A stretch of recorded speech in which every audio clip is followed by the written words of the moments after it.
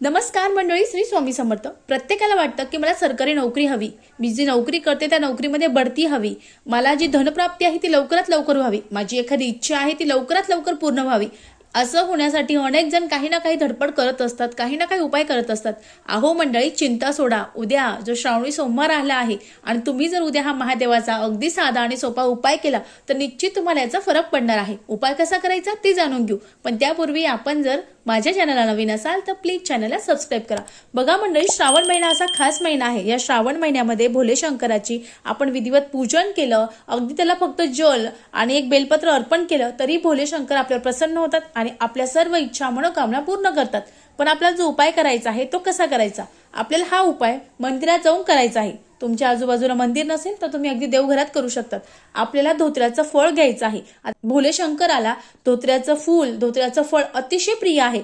तुम्हाला धोत्र्याचं फळ आणायचं आहे। धोत्र्याचं फळ आणल्यानंतर तुम्हाला मंदिरात जायचं आहे।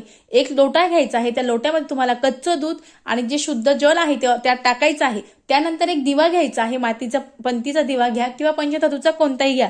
त्यामध्ये तुम्हाला फुलवात टाकायची आहे, शुद्ध गाईचं तूप टाकायचं आहे।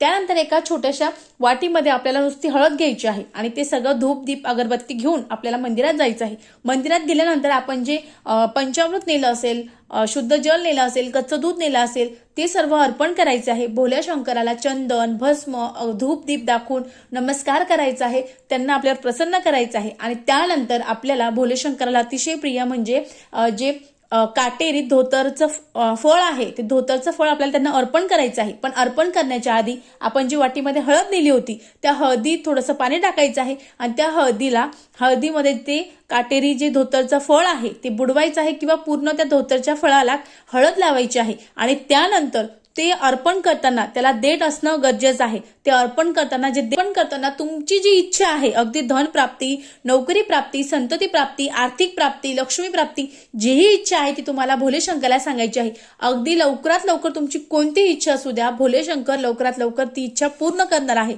अतिशय साधा पण अतिशय प्रभावी उपाय आहे, निश्चित करायचा आहे। श्री स्वामी समर्थ। धन्यवाद।